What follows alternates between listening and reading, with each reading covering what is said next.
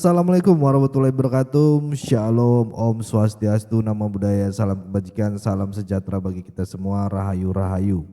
Selamat datang di channel Sirait Media, channel paling waras di tengah lautan kegoblokan publik ya.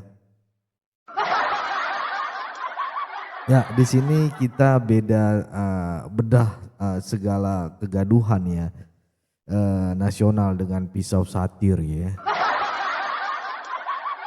Garam lucu-lucuan lah, dan sambal cabai rawit logika pedas ya. Biar yang nyinyir ya juga bisa kebakar lidahnya. Goyang lidah. Ya, hari ini kita bahas sebuah pernyataan bombastis ya dari seorang tokoh yang cukup viral. Kalian tahu, ini adalah hari ke-12 Yusuf Kala nggak bisa tidur nyenyak. Nggak bisa tidur nyenyak, biar tahu kalian. Walaupun minum obat tidur pun, Kalau seminggu kemarin dia nggak bisa tidur gara-gara ulahnya si Rismo. Nah, beberapa hari ini dia nggak bisa tidur gara-gara ulahnya sendiri. Ceramah dia biar tahu kalian waktu itu kalau nggak salah di Yogyakarta mengatakan bahwasanya umat Kristen kalau membunuh umat beragama lain itu baginya mati syahid. Ini menimbulkan kegelisahan terutama bagi seorang Ferdinand Huta Hayat.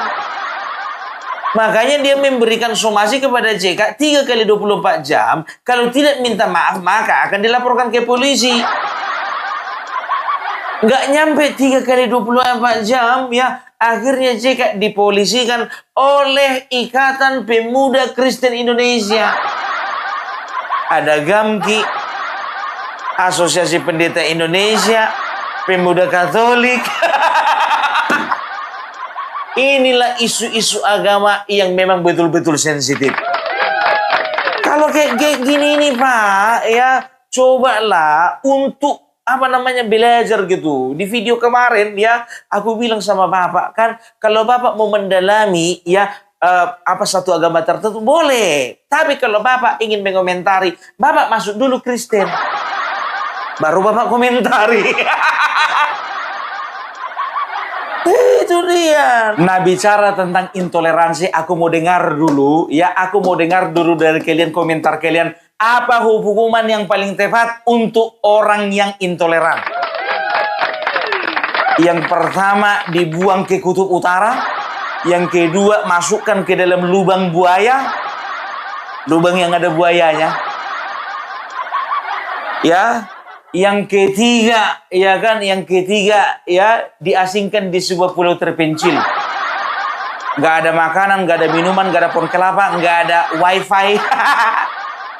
Komentar dulu, tolong dulu komentar. Apa hukuman yang paling cocok sama orang intoleran? Komentar, ku tunggu ya. Nah, ya, tahu nggak kalian? Bukan belakangan ini sih, beberapa hari ini lagi viral ada seorang pendeta, katanya pendeta. Ada seorang pendeta yang tadinya ya beragama Islam sekarang jadi Kristen. Aku nggak permasalahkan itunya. Aku tidak mau bicarakan kenapa dia bisa jadi pendeta pun. Nggak perlu sama kita itu. Karena itu menurut keyakinannya masing-masing. Tapi kalau kita sudah masuk ke agama orang lain, jangan pernah jelekkan agama sebelumnya. Kan begitu. Nah, ada seorang pendeta katanya ya, ini memberikan pernyataan bahwasanya Yusuf Kala ini punya sebuah bisnis ya di Palangkaraya kalau nggak salah ya, di Kota Palu katanya kalau nggak salah, dan hasil dari bisnisnya itu ya itu untuk membiayai kaum radikal, untuk membiayai terorisme waktu kejadian di Poso. Yang saya catat ingat dalam hati saya, JK menggunakan keuntungan bisnisnya menghentikan penyebaran Injil. Dia antikris Indonesia. Dia bisa disamakan dengan Ali Khamenei yang membantai pemuda Irak. Dia juga nggak ada rasa malu, saudara-saudara. Saya tahu dia punya teman saya ketika saya ke Kendari dan juga saya ke Poso. Dia punya showroom Yamaha di Palu, besar. Semua keuntungan untuk mendanai pejuang Poso, teroris. Dia habiskan semua. Itulah JK. Aku jujur aja ya Pak ya. Aku nggak percaya sih sama orang itu Pak. Nggak percaya Pak, karena aku tahu Bapak orangnya baik. Bapak orangnya bisa dikatakan sangat peduli. Bapak orangnya toleran. Bapak nggak pernah punya musuh dengan orang yang berlainan agama dengan Bapak. Betul Pak, betul. Iya aku kenal dekat lah sama Bapak. Tapi kok bisa dilaporkan ya Pak?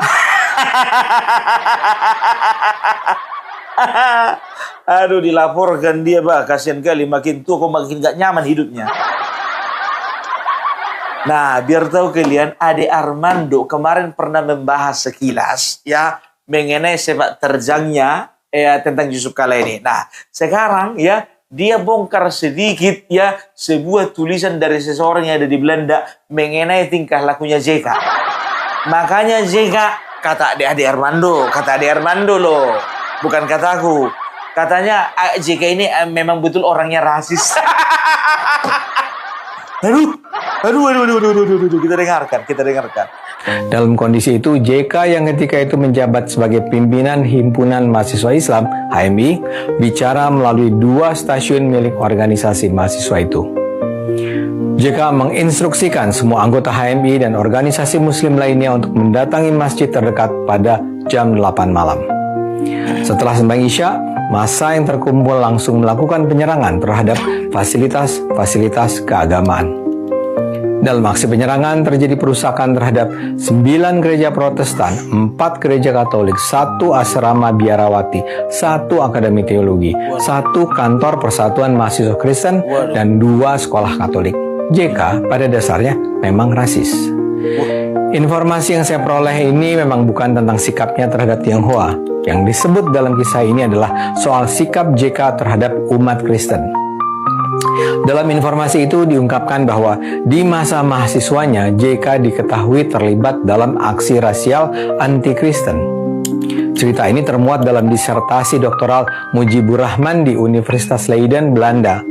Menurut Mujibur Rahman, JK diduga terlibat dalam penyerangan terhadap beberapa fasilitas keagamaan di Makassar pada 1 Oktober 1967. Penyerangan itu didahului pernyataan seorang guru agama Kristen yang menyerang Nabi Muhammad. Dewan Gereja-Gereja di Indonesia mengakui bahwa guru tersebut memang telah mengeluarkan pernyataan yang melecehkan Nabi Muhammad. Namun, itu adalah pandangan pribadi sang guru. Tak bisa dihindari, protes umat Islam pun meledak. Suasana menjadi mencekam, fasilitas keagamaan itu. Tapi yang jelas, penyerangan dilakukan setelah massa berkumpul di masjid karena seruan JK. Bagi saya, kisah itu merupakan petunjuk bahwa dalam diri JK memang ada kecenderungan rasisme. Saya pribadi sangat menyayangkan sikap Yusuf Kala. Sebagai seorang pengusaha besar, JK seharusnya menjadi teladan bagi rakyat Indonesia untuk jauh-jauh menanggalkan kecurigaan dan kebencian terhadap kaum Tionghoa dan umat Kristen yang adalah bagian sah dari bangsa Indonesia. Setuju! Setuju, opung setuju. Setuju. Bukan setuju.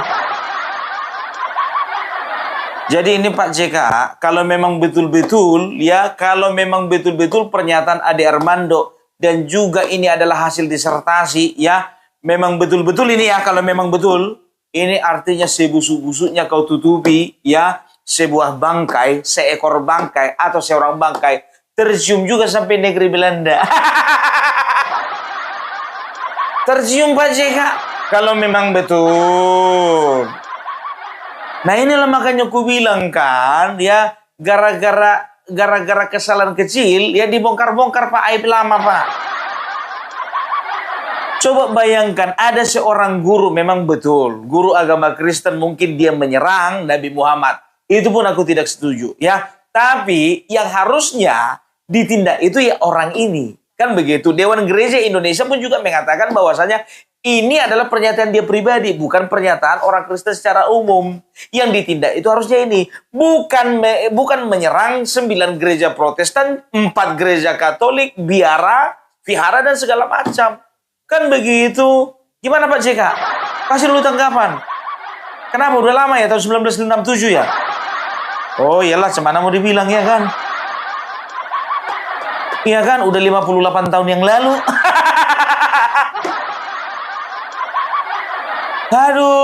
Aduh, tolonglah. Ya memang betul ini sangat disayangkan. Ketika seorang negarawan katanya, seorang pengusaha besar katanya, seorang yang toleran katanya, seorang ketua Dewan Masjid katanya, kalau memang betul pernah melakukan ini, berikan klarifikasi, ya kan? Nah, jadi bisa dikatakan, ya kita nggak tahu. Apakah bibit-bibit atau sisa-sisa intoleransi itu masih ada di dalam tubuh Pak JK? Nggak tahu. Tapi mudah-mudahan tidak. Dia kan wakil presiden dulu kan, 2 kali kan. Nggak mungkin lah wakil presiden Indonesia intoleran, nggak mungkin. Lihat wakil presiden kita yang sekarang, anti intoleran. Itu yang sekarang Pak. Kalau yang kemarin-kemarin nggak tahu ya. Aduh ya. Nah, ya aku mau nampilkan Pak JK. Aku bilang sama Bapak ya. Begitu indahnya ketika ya keberagaman itu dijahit dengan sebuah benang. Yang benang itu bisa kita namakan dengan benang persatuan. Benang persaudaraan. Benang kesatuan. Benang saling menghormati, benang-benang toleransi. Ya, kita lihat ini contohnya. Ya, ada sebuah kota bernama Kota Malang, di mana ada gereja yang mempersilahkan umat Islam untuk ya beribadah merayakan Idul Fitri dengan melaksanakan sholat Idul Fitri di halaman gereja. Ini Bapak perlu tiru Pak. Sekali-sekali Bapak tinggal dulu di Kota Malang. Lihat ini Pak. Terima kasih. Makasih.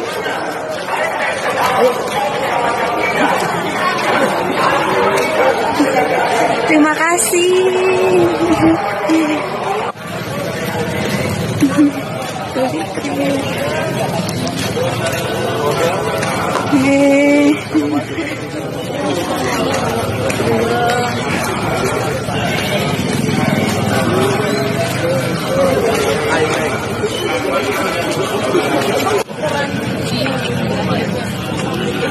Lihat dulu Pak JK, lihat. Betapa indahnya kerukunan umat beragama tuh Pak JK.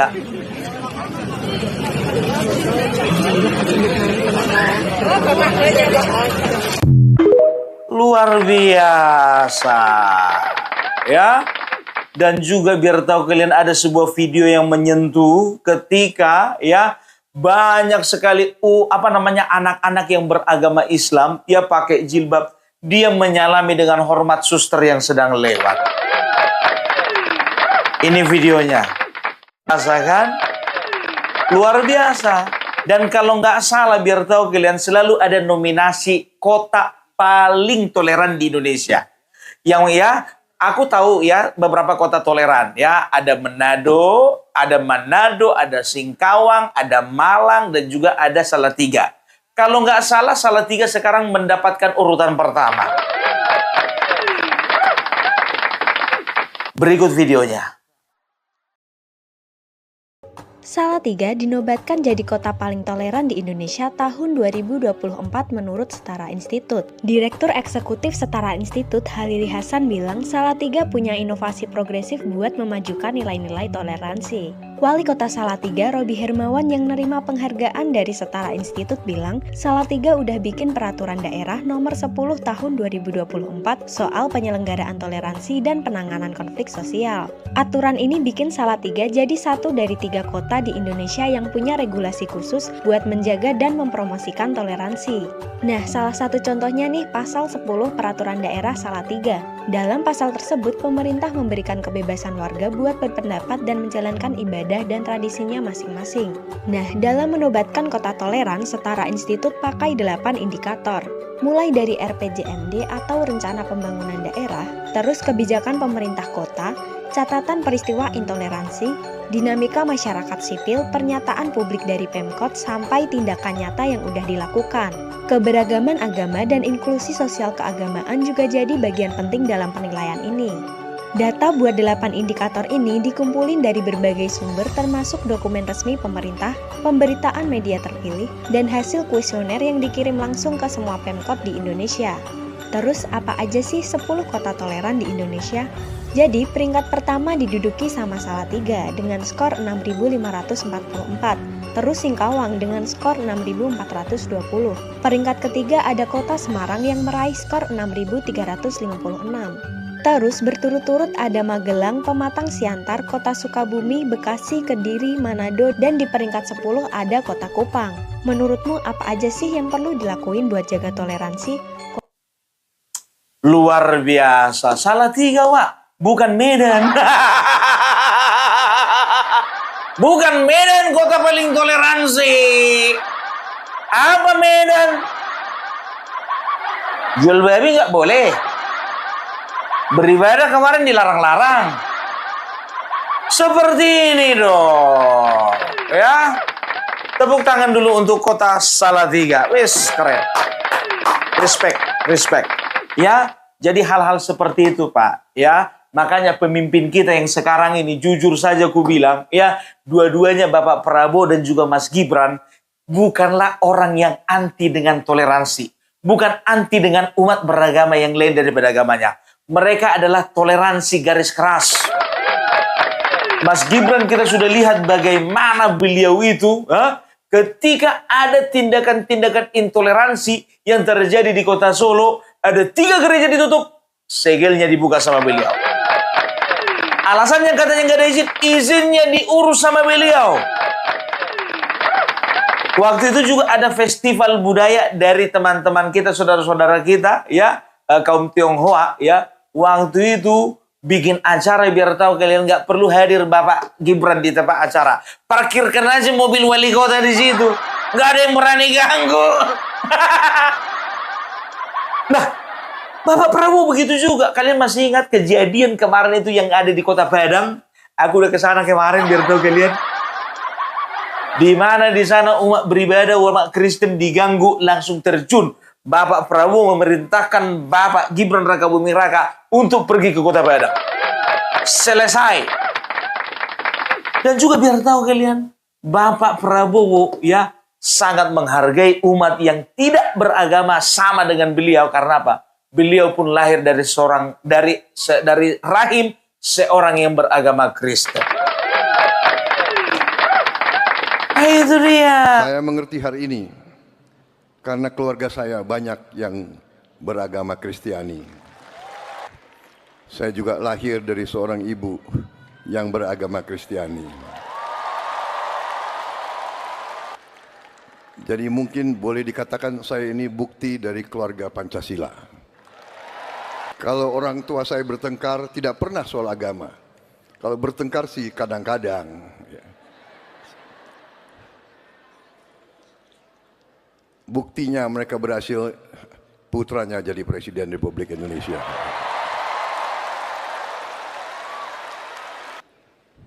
Suatu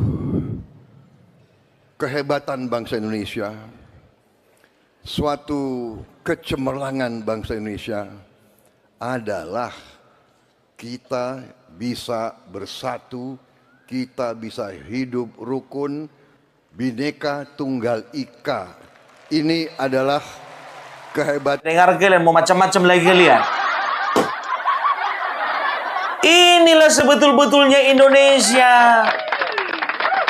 Nggak ada yang namanya mayoritas, minoritas, nggak ada lagi. Ku bilang sama kalian, tidak ada lagi. Jauhkan, buang jauh-jauh kata-kata mayoritas, kata-kata minoritas.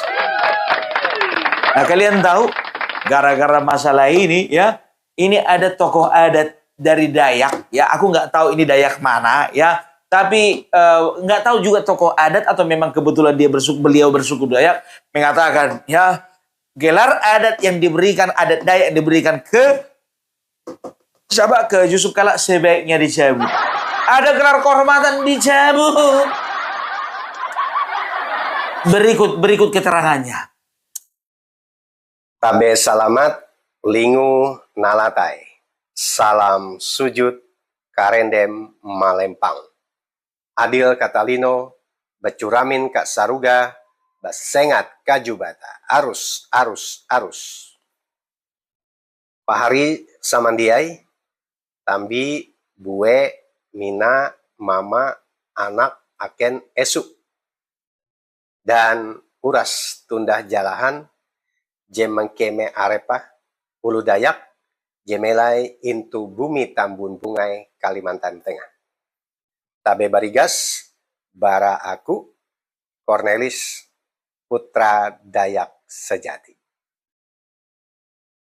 Sahabat Onel dan saudara-saudara saya yang merasa dirinya sebagai orang Dayak yang ada tinggal di Kalimantan Tengah secara khususnya, dalam kesempatan ini izinkan saya untuk mengajak kita merenung. Setelah kita berhasil merenung, mendapatkan sebuah keputusan, saya mengajak. Saya membawa kita semua untuk bersatu, menegakkan harkat dan martabat Dayak itu sendiri. Nah, saya mengajak kita semua untuk bersatu, meminta dengan hormat dan baik-baik. Kalau tidak bisa, kita desak. Kita lakukan dengan desakan kepada Dewan Adat Dayak Provinsi Kalimantan Tengah atau DAD Kalimantan Tengah, agar supaya mengevaluasi, mengulas kembali langkah kebijakan yang diambil pada tanggal 26 April 2017 yang lalu, yaitu memberikan gelar adat Dayak kepada saudara Yusuf Kala. Yang mana gelar itu sangat berarti, sangat berharga, memiliki nilai sakral bagi suku bangsa Dayak. Gelar yang diberikan itu saya bacakan, Raja Marunting Batu Pangumbang Langit, Teras Rangkang Dunuha Pasihai, Runjin NKRI. Saya ulangi, ini gelar yang diberikan oleh Dewan Adat Dayak Kalimantan Tengah kepada saudara Yusuf Kala pada tanggal 26 April 2017. Gelarnya tidak main-main. Raja Marunting Batu Pangumbang Langit, Teras Rangkang Dunuha Pasihai, Runjin NKRI. Yang artinya, orang yang mendapat gelar ini adalah tokoh yang memiliki kinerja bagus, yang menjaga persatuan dan kesatuan, yang mengangkat harkat dan martabat bangsa, dan menjadi tauladan. Saya ulangi, arti dan makna daripada gelar yang diberikan kepada saudara Yusuf Kala itu adalah dianggap sebagai orang yang mampu menjaga keutuhan, persatuan, dan kesatuan di dalam negeri. Mampu mengangkat harkat dan martabat negeri. Akan tetapi, ketika semua latar rekam jejak saudara Yusuf Kala dibongkar oleh Ade Armando, terungkaplah semua. Artinya, seorang Yusuf Kala telah melanggar gelar adat. Gelar adat yang diberikan seperti yang saya sebutkan tadi, mengemban tugas dan amanah sebagai orang yang mampu mempersatukan, menjaga persatuan dan kesatuan Republik ini. Bukan seperti yang dilakukan oleh seorang Yusuf Kala. Yang terakhir, muncul video daripada seorang Yusuf Kala yang mengatakan bahwa di dalam ajaran Islam dan Kristen ada yang mengajarkan untuk syahid berperang, saling membunuh. Pernyataan ini tentu saja sangat bertentangan dengan gelar adat yang diberikan oleh Dewan Adat Dayak Kalimantan Tengah. Karena itu, Pak Hari Samandiai, saudara-saudara saya yang merasa dirinya orang Dayak, mari kita meminta kepada Dewan Adat Dayak Provinsi Kalimantan Tengah, siapapun dia, untuk mencabut gelar yang diberikan kepada Yusuf Kala. Jika tidak berani mengambil keputusan untuk mencabut gelar yang tidak relevan dengan perilaku kehidupan Yusuf Kala, mari kita tuntut pengurus DAD yang ada untuk turun semua.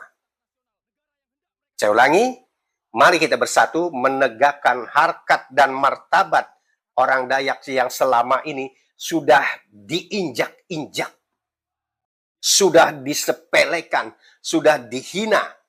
Orang-orang Dayak dikriminalisasi. Ada pepatah yang mengatakan untuk melemahkan dan menghancurkan sebuah bangsa, hancurkan dulu peradaban dan budayanya. Karena itu sekali lagi, Pak Hari Samandiai, Tundah Jalahan Jemengkeme Arepa Ulu Dayak, saudara-saudara saya yang di Kalimantan Tengah yang memiliki rasa Dayak, mari kita bersama menuntut tanggung jawab DAD Provinsi Kalimantan Tengah atas pemberian gelar kepada Yusuf Kala. Dan kita menuntut agar Dewan Adat Dayak Provinsi Kalimantan Tengah mencabut gelar adat Dayak yang diberikan kepada Yusuf Kala. Salam Dayak berjaya. Dayak berdaulat di tanah leluhurnya sendiri.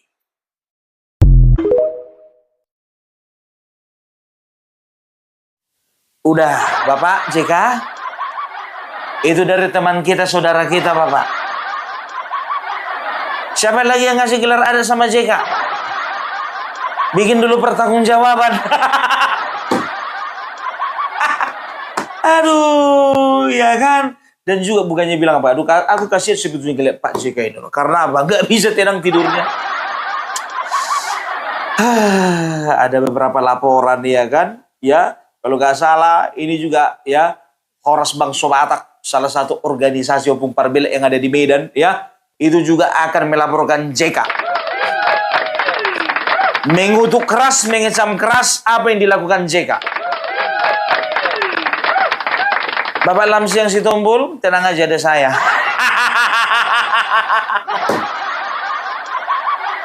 Sangat tegas dilarang, tidak boleh membunuh.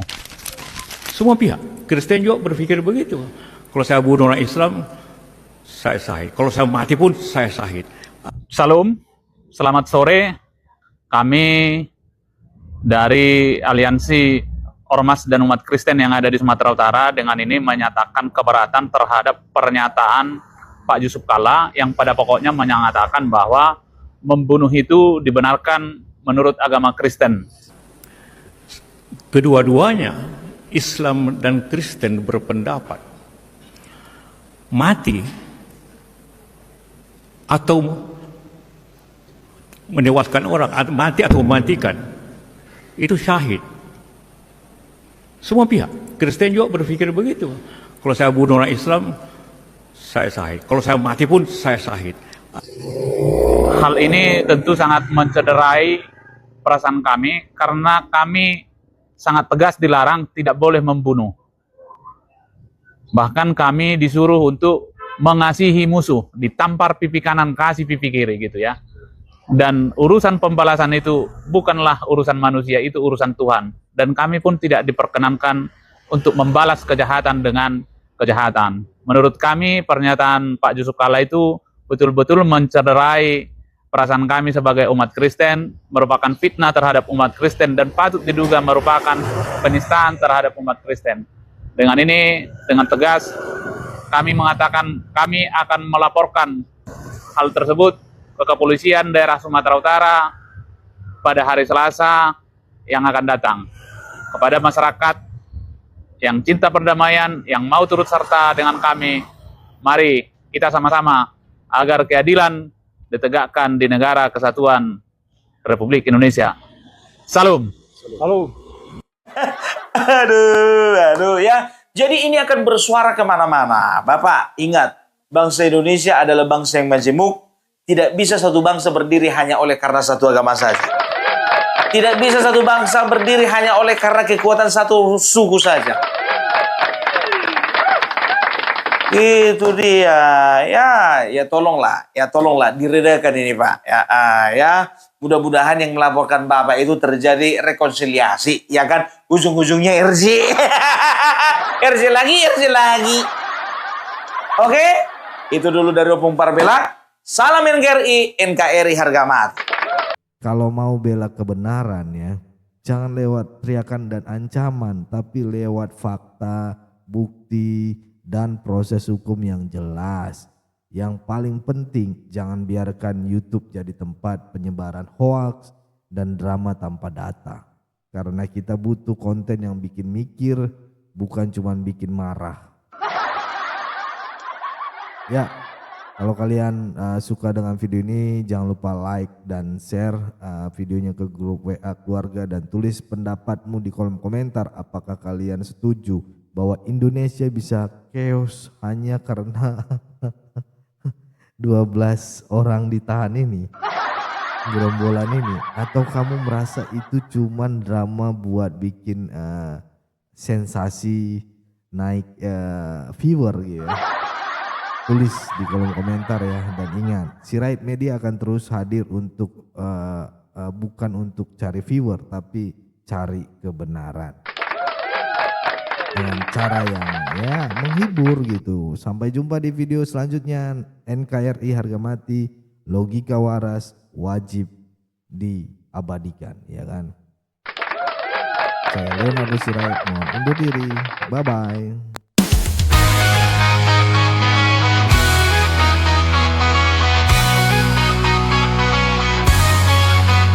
Dari suara rakyat kecil kami datang, bukan cuma duduk manis lalu diam. Sirait Media tajam dan terbuka, bawa kabar jujur tanpa drama.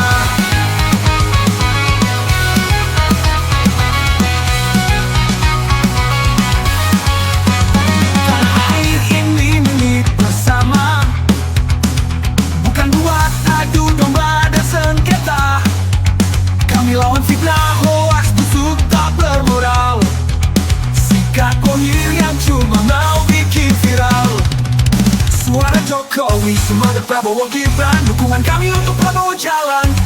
Negeri tanpa tipu daya, bersatu kuat itulah senjata. Sirait Media, ayo bersuara, biar terang tak menyala.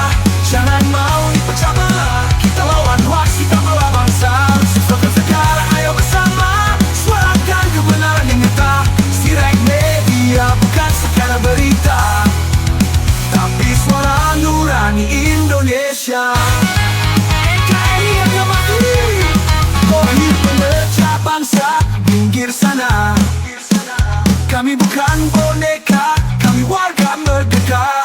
Setiap video kami ajak dan cita, untuk Indonesia damai selamanya. Sirait Media, ayo bersuara, biar terang tak menyala. Jangan mau